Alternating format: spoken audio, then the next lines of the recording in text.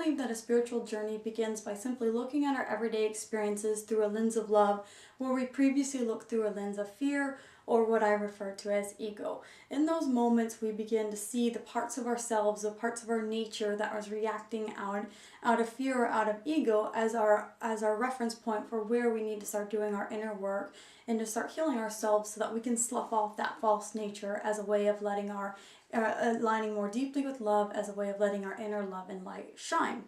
Usually I just use my own personal experiences and share from that perspective as a way of kind of sharing my journey out loud.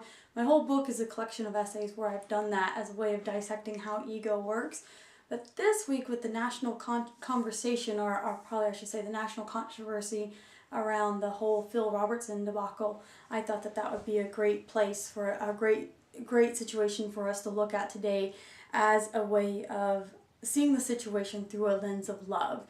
So for those who maybe aren't familiar with the situation, Phil Robertson, the patriarch of the family that's featured on Duck Dynasty, was interviewed, responded to an interview question, and I believe it was GQ, where he was asked about his views on homosexuality, and he responded with a very conservative Christian view, and as a result, A&E ended up banning him from the show. And that sparked a huge controversy from those who vehemently agreed with keeping Phil in the show. Rather, they agreed exactly with his opinion or not varies from the various people who were on his side versus those who stood with A&E on banning him. And so I come from the perspective of love. Love transcends both sides. Love transcends taking a side. And the reason it does so is because each side is held at the level of ego based on the beliefs that we hold. So if you're someone who felt extremely offended by A&E's decision that hit your emotional center for your ego identifications with whatever that set of beliefs were that you felt and took that on as an attack, and if you felt very much emotionally reactive to Phil's response to the interview question, that hit your emotional center for feeling that was an attack on the beliefs that you hold. So I'm answering this from using the principles of A Course in Miracles. A Course in Miracles says that we are love. Now, love is much deeper than our ego identifications, and our ego identifications go down to the level of the beliefs that we hold. And A Course in Miracles is all about removing blocks to love's presence. And so this situation presents the perfect way, the perfect scenario for us to look at the huge blocks that we have that are preventing love from expressing itself, regardless of what side you are on.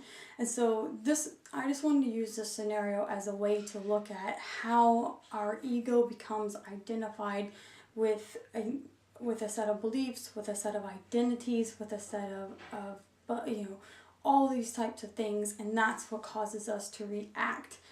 When we realize that ego serves as our localized I, which would be the self as a little s versus the capital S. We realize it as an emotional center, that it's constantly acting to protect the identifications that it's invested in.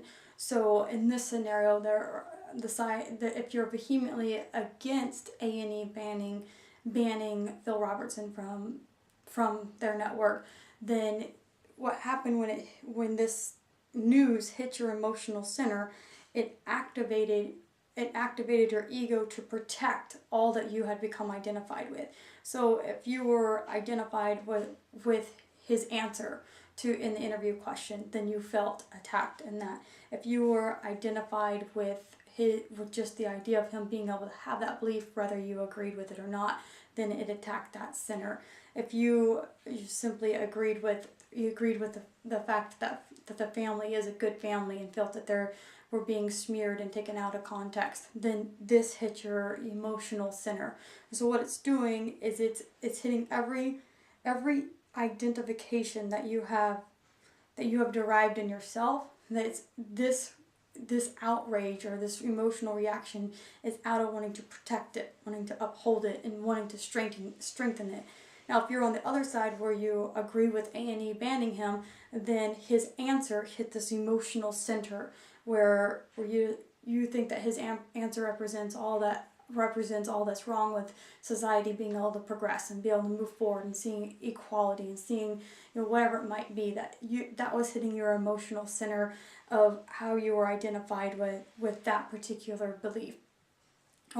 And so here's the deal: when it hits your emotional center from a perspective of ego, you know that you're coming from ego because all of your thoughts become divisive.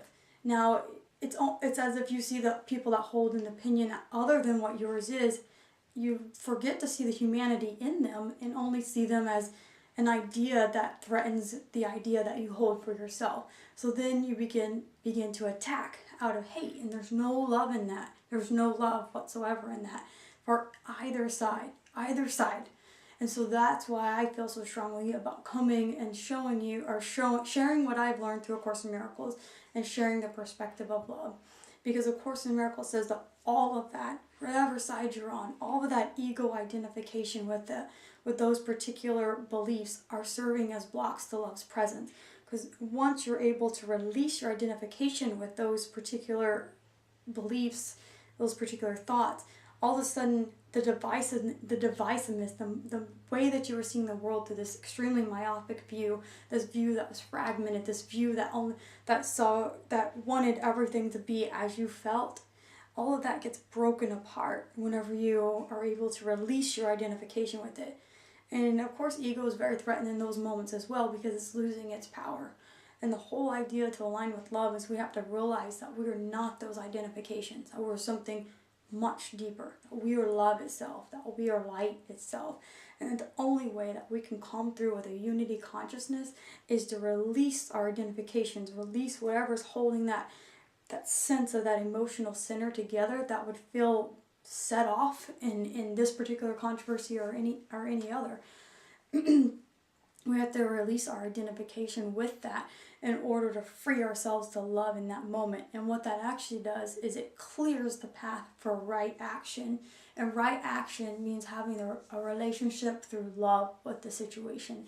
Now, just like I talked about last week, it doesn't mean that you have to be passive, but it does mean that whatever action you take is based in love. It's based in some level of understanding, some level of compassion, because both sides can have understanding and compassion for where the other is, for how that shell of an identity that's outside of their truth was developed and was held in place and can bust through it and see through that shell when you're able to see through your true essence, see through your soul, see through love and light, see through unity, see through true Christ consciousness. And when that happens, whatever action that you need to take, whether it's creating the Facebook page that supports Bill, whether it's liking that page, or whether it's supporting what A&E does, you begin to take that action without having a level of hatred attached in your actions. It becomes more effective. It is all of a sudden it's moving. When you're moving through right action, love is the motivation behind all of it, and you can see clearly. You can still have compassion and understanding. I can have compassion and understanding for someone who has a view that I don't have agreement with, but I can understand how it could have developed, and then I can take right action and have that relationship through love with that situation. That's why I think that this particular national controversy is such a good piece to discuss in this week's blog, because it hit pretty much anyone who looked at the issue. It hit them in their emotional center. It hit them dead set in whatever ego was attached to, whichever side it was. And the goal is, in the spiritual journey, is to bust open that emotional center so that you transcend it. And you transcend it when you break apart everything that was holding it in place. And when that happens, that block is completely removed and love is able to shine forth. So again, I come to you as a messenger of love. I don't come to you on either side of the issue, as I believe that love expands, and to take a side is a contraction back into ego, contraction into division. So I share this with you this week on the eve of Christmas, on Christmas Eve, as a way of emulating love, let's do it for you know, at this moment in time, for the Lord of Love himself. Anyway, if you've got something out of this blog, please be sure to share it on the social media buttons below, and leave a comment if you have any thoughts. Not expecting to start a firestorm or more controversy. I'm simply trying to share a broader perspective that has love as its rudder, if you will. And I'll see you next week.